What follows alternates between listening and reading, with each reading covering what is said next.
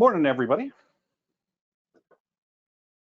We're going to get started with my presentation here. All right, everybody. Welcome to my seminar entitled How to Be a Smooth Operator. Let's start by sort of explaining what I mean by a smooth operator. Dictionary.com describes a smooth operator as something such as a machine, a computer program that is easy to use and works flawlessly. She may be an old sprayer, but she's a smooth operator.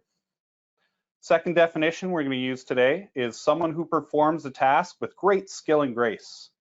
I think that's a target we can all sort of strive for. The example I gave was after the Allturf webinar, our spray technician became a smooth operator. Okay, let's back up a little bit here and start with our best practices. The very first thing I'd recommend to everybody is a proper sprayer calibration. Sprayer calibration checks all of our hoses, all of our cables, ensures that our sprayer is working properly. Not only is it needed by the IPM Council, but it's also a great idea. Some of the sort of situations you can avoid are damaged pumps or worn pumps and damaged cabling. Here we can see some electrical connectors that we found that were all shorted out. And on the right there, we've got a very worn flow meter. These aren't the kind of things that most people check day to day. That's why we need to make sure that we do an annual inspection to make sure that we're setting ourselves up for success down the road. The first topic we're going to touch on today is an application log. I'm sure almost everybody out there is already keeping track of what they spray and when. It's a good idea to record all these details. Not only is it good practice under IPM, but it makes our lives easier down the road as well. Here's one that I just quickly threw together for our seminar. I plan on fleshing this out a bit further with some auto calculations for our rate and stuff down the road. We just sort of ran out of time to get it all together. So we've got our location. So our property, what property are we at? Are we at, Vesper Hills? Are we at Caledon Woods? Are we at, Blue Springs or wherever? Next is our date, very important in keeping track of what you sprayed when. Followed by our weather information. This is important so that we know when we look back on it, was it a rainy day? Was it a sunny day? Was it 25 degrees? Was it 35 degrees when we were doing our application? The time of day also matters. Are we spraying this application first thing in the morning? Are we doing a night application? Are we trying to sneak out in between rounds and fertilize some fairways or that sort of thing? All right, so what is our reason for this application? Is it a curative rate for a pest? Is it a wetting agent application? Is it a fertilizer? Next, we want to record where we're putting this product down, or on our greens, tees, fairways, or other. And finally, we start getting into the area that we're going to cover. One of the things I've come across in my time calibrating sprayers is this is not scientific information, but this is how the industry feels to me. This is a breakdown of roughly what people are using, what sort of rate units. So at the top, we've got liters per hectare. On the right, we've got gallons per acre, which is a good majority of it. And on the left, we've got gallons per 1,000 square feet. Now, if we look at it just from a imperial and metric sort of standpoint, looks like this, with metric being yellow and imperial being blue. And we compare that to the information that we get on the label, which is almost entirely metric nowadays. This is a good excuse for you guys to switch over from gallons per 1,000 square feet or gallons per acre to liters per 100 square feet.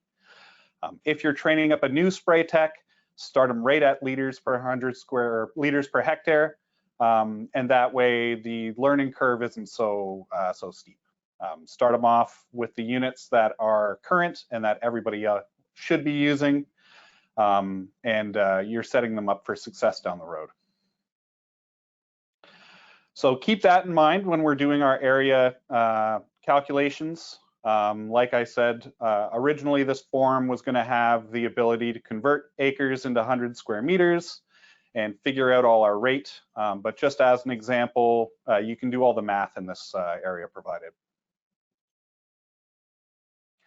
Next is our products to be used. Are we using a single product? Are we using multiple products? We want to list everything that goes in that tank under there so that if we have an issue down the line, we can sort of figure out where that incompatibility came from. Next would be the label rate for all our products used. This is good information to have at your fingertips. What I usually do with this application log is I will fill it out beforehand, and I will bring it with me to mix so that I have at a glance all my products that I'm going to put in and how much of each. And that goes under the quantity used tab. And finally, we've got our notes or issues. So this we would fill out at the end of our application if we have any issues that arise during our application. Did we have a bunch of nozzles clogging up? Did we lose pressure? Did we, lose steering or any other issues during our application? And this can help sort of track down any issues sort of moving on. All right, our next sort of step in creating a good spray sort of plan would be nozzle selection.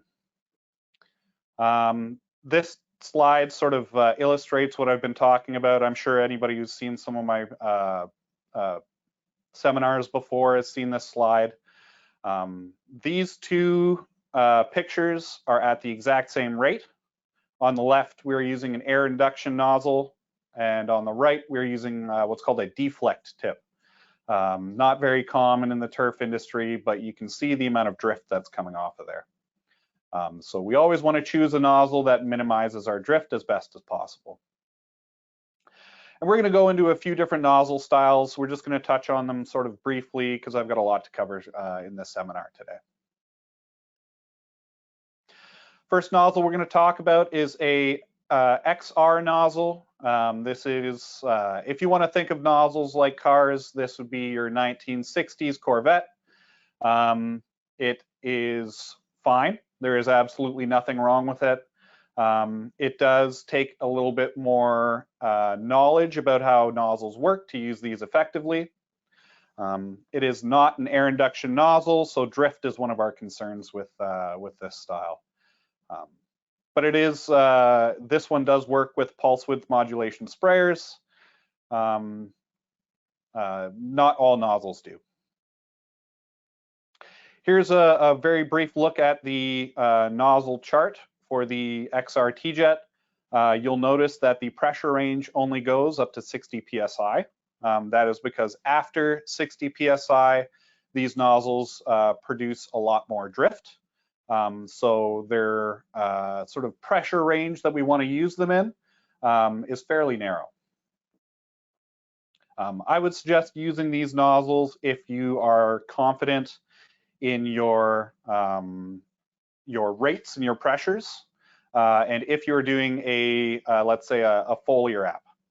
These do require a little bit more control as for your speed and your pressure, so that we don't end up drifting too much. Here we see a quick slice of the nozzles that we're talking about today. I'm just going to pull up my laser pointer quickly. This is the XR nozzle. It's very basic. There are no venturis or anything fancy about it. One thing to notice is that the tip of our nozzle is actually what meters the amount of water flowing through it. This one would be one that I recommend you get in either stainless or even ceramic. You'll give you a little bit longer life out of that nozzle.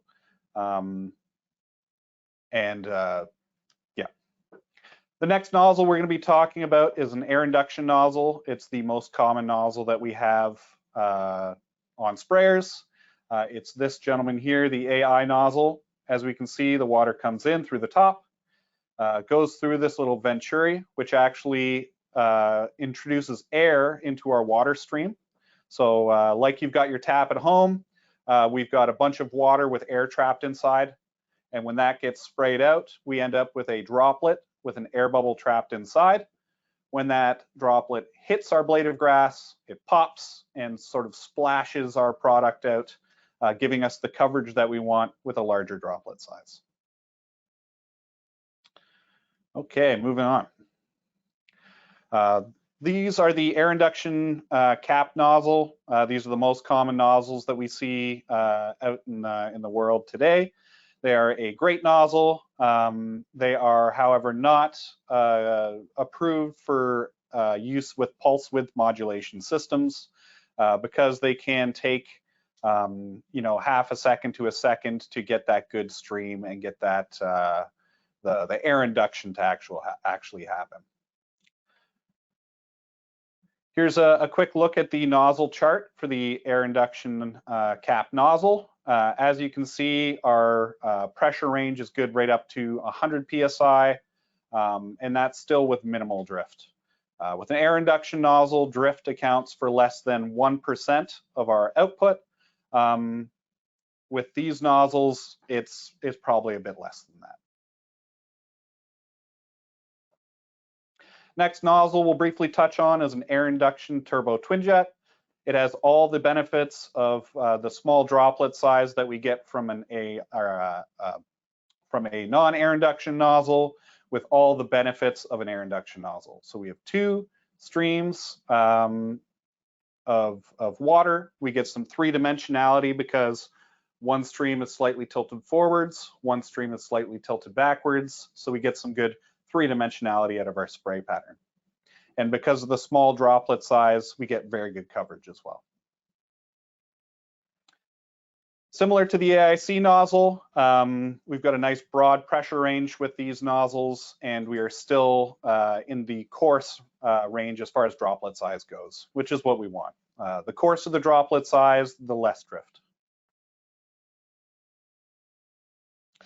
The final nozzle we'll briefly touch on is the turf jet nozzle. These offer the largest droplet size and the lowest drift of any other nozzle that we've got. The only concern with these is that the coverage is not as great. If we were to spray some water-sensitive paper, what we would see would be large drops with little gaps in between.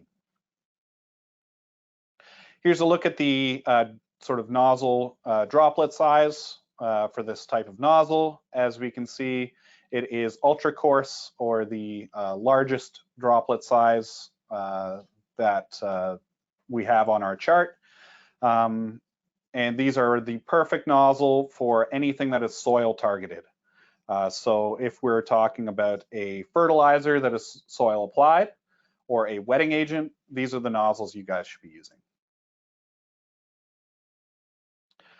Okay, the next step in our sort of best practices walkthrough would be a function test of our sprayer. This is done at the very start of the start of the application process, and it's done to ensure that all of the parts of our sprayer are working before we put any expensive chemical into it. So, first thing we're going to do is we're going to take our sprayer and move it out to our fill station. We're going to turn the engine on, get it up to RPM, get some water inside the sprayer, and then we are going to, we're going to get it to our fill station, and we're going to make sure that we check our suction filter to ensure that it's free of debris and it's not jammed up. On a Toro 57 and 5800, it is that red cap on the top of the sprayer, and when you pull it out, it looks just like that. One thing to note is if that black cap isn't on there, then your filter is not going to be filtering anything. So it's very important that we have it on there. Next, we're going to make sure that we check our self-flushing filters or our discharge filters. Self-flushing filters, pictured here, are filters that allow for some of the water that we are filtering to actually flush the screen element, and all that liquid goes back to the tank.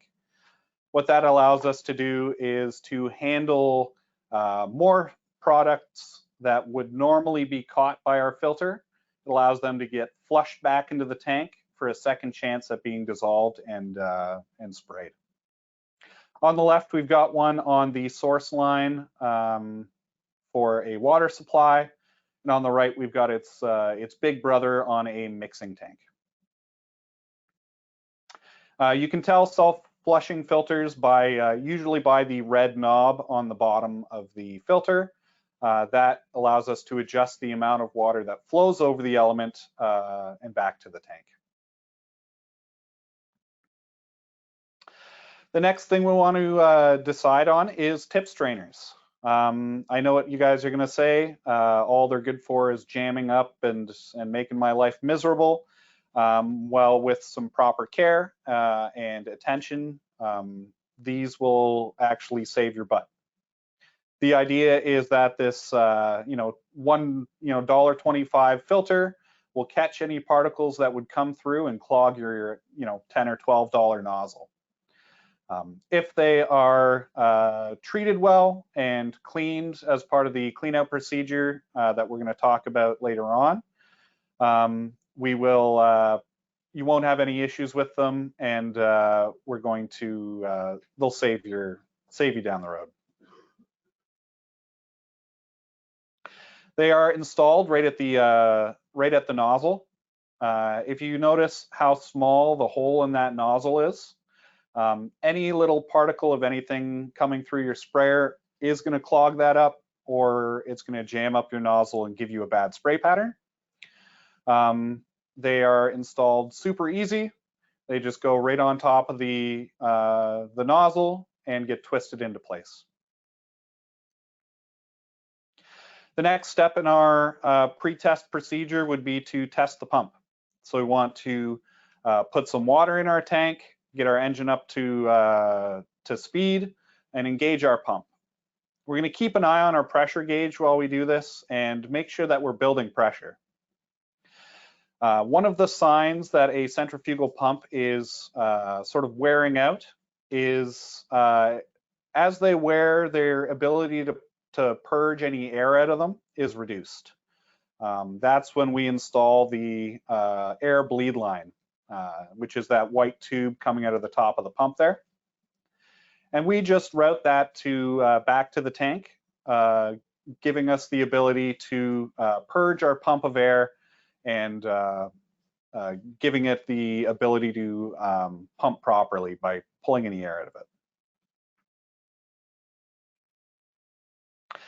Now, you can't tell with the naked eye whether a nozzle is worn. I've tried for 4 years and I still can't do it. So the next sort of phase of our test, once we've built up our pressure, is to turn our nozzles on. This is to make sure that we don't have any clogged nozzles or any nozzles with a funny spray pattern. The thing we're looking for is banding. And you can probably see some in the image or in the video I've got on screen right now. This is sort of what it looks like. So while testing nozzles, we want to keep a lookout for banding or streaking in our nozzle pattern. Any nozzles that are showing this sort of spray pattern are damaged and should be replaced before you spray your app. So while we are turning our booms on and off, one thing we're keeping an eye out for is any leaky nozzle bodies. This could indicate that we've got a problem in the nozzle body itself, or a problem with the boom valve that's allowing water to get by it even when it's closed. So the rule of thumb is if you can catch more than 2 milliliters of water 7 seconds after you turn the boom off, then the check valve is not operating properly and should be inspected and fixed up.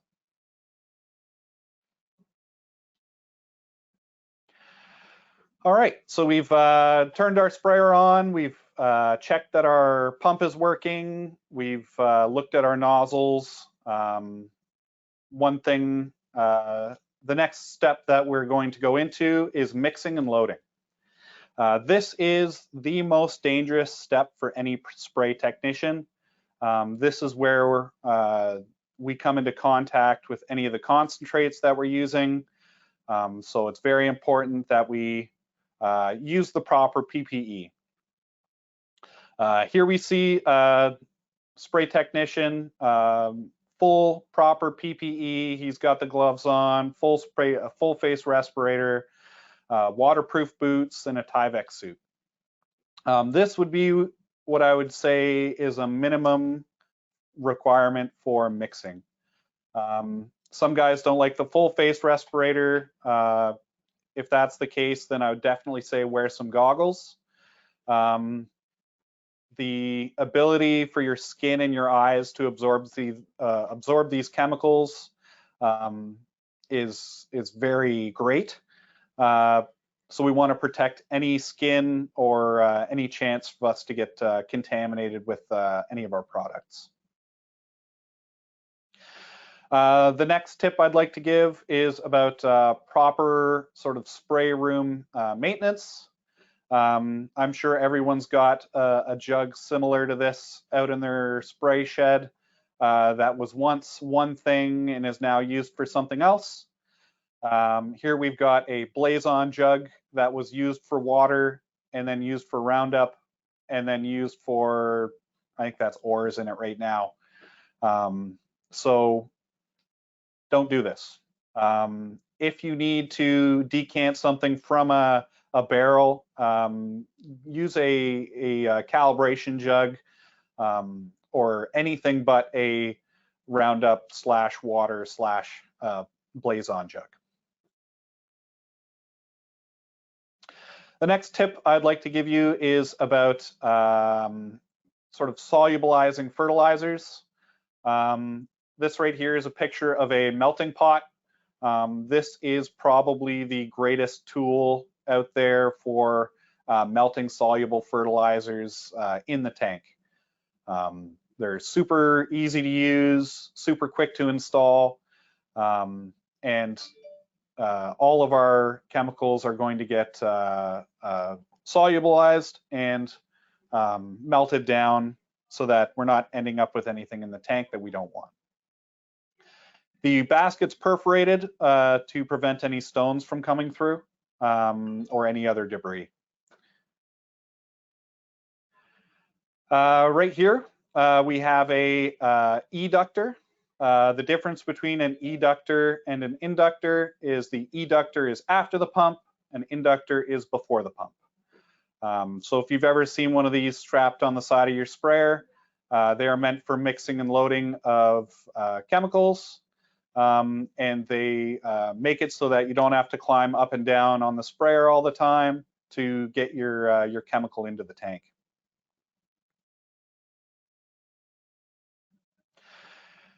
Next topic we're going to briefly touch on is mixing order. Our mixing order is very important to the products that we're using. We're going to go through a couple of different mixing orders part of this discussion. The first one that you guys, I'm sure, are all familiar with is Wales. and that is water, water-soluble packets, wettable powders, and water dispersible granules. So obviously we'd fill our tank, sorry, excuse me. We'd fill our tank halfway up with water. We would throw any water-soluble packets, any wettable powders in a slurry form, any water dispersible granules would go in. Next, we want to maintain agitation until everything is dissolved.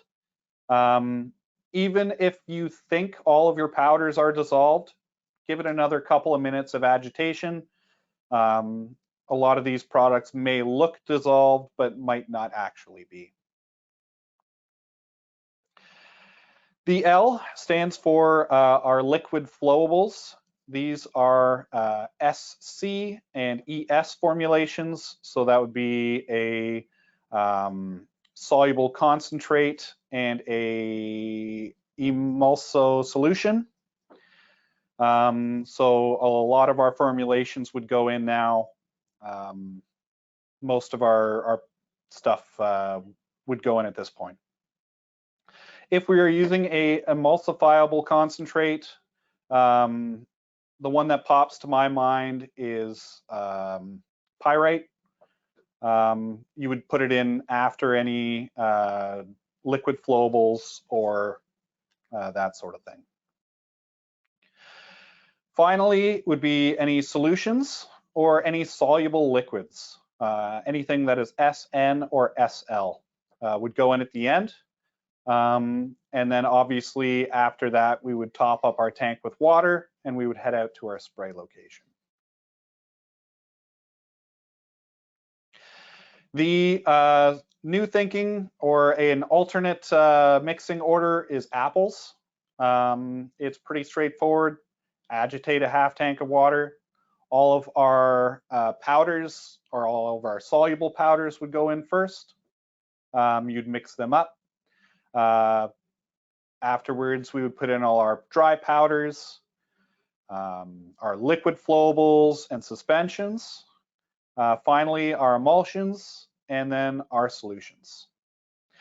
The reason why I bring up two different mixing orders is so that you guys know that there's more than one way to skin a cat. It's important that we are constantly doing our research and figuring out what process works best for us. So, during our mixing order, any empty jugs that we come across, so like anything where we've used the whole jug, that jug needs to be triple rinsed. So fill it up with water, shake it around a bunch, pour it into the sprayer, fill it up again, pour it in the sprayer, and then one more time. We want to remove the label and the cap from our jug. What we mean is the actual paper pamphlet label, not necessarily the film on the jug that has the manufacturer and the product. We want to make sure we pull the absorbent paper label off of the jug. Next, we want to slash our jugs. The main purpose for this is so that they are not reused for anything else. We don't want to be putting, water and then Roundup in a jug that was originally designed for something else. We want to make sure that we can't use it for anything else. And nobody goes into the dumpster, grabs it, and fills it up with water to drink or something like that. Then all of our empty jugs get bagged and returned to an authorized disposal site. If you're looking for one, you can go to the Clean Farms website and they will direct you to the closest pesticide disposal site in your area. The next topic that we're going to briefly touch on is a spray plan. Now, not a application plan, but this is actually to do with the routing of how we spray what on a course. This is where you would sit down and figure out, do I want to spray in order? So 1, 2, 3, 4, 5, continuing right on to 18? Or does it make more sense for me to spray 1 and then 7 and then 2 and then 5 and then go forward from there, depending on the proximity of the greens to each other and the probability of being caught up to by play. Another factor to take into consideration is any hazards you might come across. I think everyone out there who's ever operated a sprayer has put it into a bunker or bumped a tree or snapped off a nozzle body. Coming up with a plan beforehand can make sure that we don't come across these things with a tank full of product.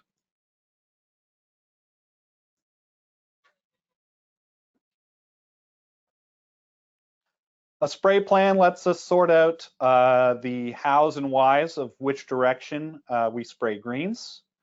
Because this green that I've shown here doesn't have enough room on the front edge to do a proper turnaround or maneuver very much, we've had to break this down and spray it a little bit creatively. Here we are spraying from about 3/4 of the way down to the back with 2 passes, ensuring that the top part of our green is nice and covered, and we are actually staggering when we turn on our booms so that our last pass has as minimal overlap as possible. And our final pass is right across the front of the green, covering any areas where we couldn't get to before. It may be an unorthodox way to spray a green, but sometimes when you've got island greens, you've got to make do with what you've got. The point I'm trying to get to is sit down with your spray tech, or if you're training a new one, and go through, what routes are safe to travel, where you can put a sprayer, where you can't put a sprayer, any areas that are on hills, where is the safe place if I start to slide, and always wear your seatbelt. Pretty much every sprayer out there has a rollover protection system. And if it does, you need to wear your seatbelt no matter how many times you're hopping on and off the sprayer. That bar that will save your life if you're buckled in will pin you underneath the sprayer if you're not. So just a word for the wise. And as we all know, stuff happens out there on the course. Parts break, accidents happen. Having a good plan in place can sort of give you options for when the inevitable occurs. So, sprayer cleanout, most important part of your application process. It is the best way that we can keep our sprayer nice and operating well. And it makes our mechanics and it makes me happy when I've come to a property and they've got a nice clean sprayer. We want to decontaminate the sprayer because sometimes the products we are spraying today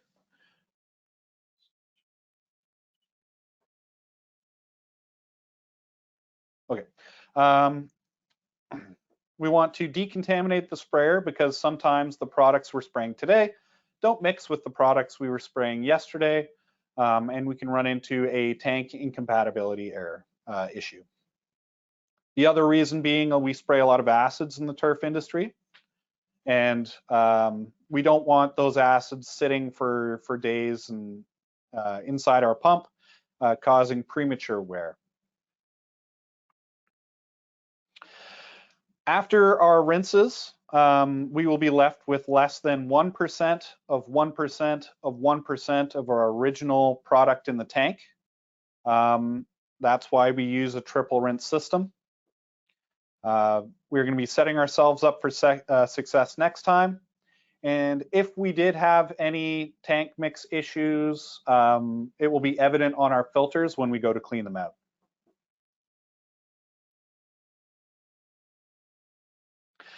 Now, the main reason I think sprayer cleanout is important is would you rather touch and rub on and grab stuff off of this sprayer here, which is nice and clean, or a sprayer that is covered in green products from years and years. If you're asking me, I would much rather deal with a clean sprayer. When our sprayers get really dirty like this, nobody wants to touch them. Your mechanic doesn't want to touch them, your spray tech doesn't want to touch them, and we will run into issues if certain things aren't checked. Here is what a filter looks like when we haven't cleaned it out in between applications. We can see that there's clearly two different sort of colors of product on there. This is one of the worst case scenarios as far as incompatibility. Obviously, having your entire tank full of product turn to jello before you can get to your first green is not good either. But the filters will the filters provide the water for the agitation. So if our filters are jammed, nothing gets agitated, our products can settle, and we can have a bad day. Here is another example. Let's say the products that we were using weren't very compatible with one another. It can actually jam up all our filters and cause us to lose pressure. And third, nobody wants to finish an app sort of looking like that. We want to always make sure that our sprayer is clean so that when we're working on it, we don't have to ruin a good set of clothes or contaminate ourselves. So the steps for a good sprayer cleanup. Step one, we're going to spray the tank empty in the rough or other target area. If our sprayer has a rinse out tank, as soon as we're out of our product that we're spraying, we can kick on our rinse out tank to start rinsing the top and sides of the sprayer tank. Once the tank is empty, make sure that we turn off our centrifugal pump. We do not want to run a centrifugal pump dry. Step two, we're going to head back to our mixing station, and we're going to fill the tank halfway with water. If we're using any clean out aids like Inside Out or Kodiak degreaser, we can put these into our tank now. And we're going to agitate for at least a couple minutes. We're going to go out to an alternative target area, like somewhere out in the rough, to spray out our rinsate, and we're going to spray them out through the nozzles we use to apply. The next step is we are going to pull off or return our sprayer back to our filling station. We're going to pull off all of our nozzles and nozzle screens, and we're going to throw them into a bucket with just some water and, if you want, some Inside Out or some degreaser, and then we're going to let them soak. Next, we're going to fill our sprayer up again with water, usually about halfway. And we're going to spray that out just through the open orifices in our nozzle bodies, off in the rough or other area that's out of the way. I apparently duplicated step 3. So we're going to, once we're done with that, we're going to head back. We're going to remove all of our filters, both the suction and the discharge filters. We're going to throw them into our bucket with our nozzles and let them soak for a few minutes. Step 5 is using an old toothbrush or your ex-wife's toothbrush, and we're going to scrub all of our filters, our nozzle screens, and our nozzles. This ensures that any product that was left over has been loosened up by sitting in the bucket and removed with our just soft toothbrush or scrub brush. We don't want to use a wire brush. The wire brush can be more abrasive than we want and can actually damage the nozzles sometimes. Finally, we are going to reinstall our nozzles and nozzle screens and our filters. The last or second last step, we're going to wash and scrub the entire exterior of the sprayer. We're going to be very careful around our spray computer. A lot of the times the spray computer is not waterproof. There are some water resistant spray computers out there, but we want to be very careful. These are the brains of our operation and they can be very costly to replace. Finally, the last step, and this is more of just a best practice than a rule, fuel the sprayer up. Nothing sucks worse than being short for time to get out there and get your app going, and not having the sprayer filled. It's just one more step that you can get out of the way beforehand to ensure that we're going to have a successful application.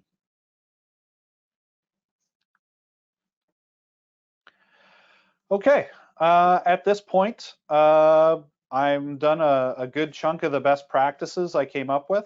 It's always tough under these situations to know what to squeeze in and what to sort of breeze over. I could probably talk about this sort of stuff for days and days, and we are going to be putting out some videos in the coming year with some tips and tricks and more best practices, and spotlight some of the cool features and equipment that we can install on our sprayer to make our lives easier.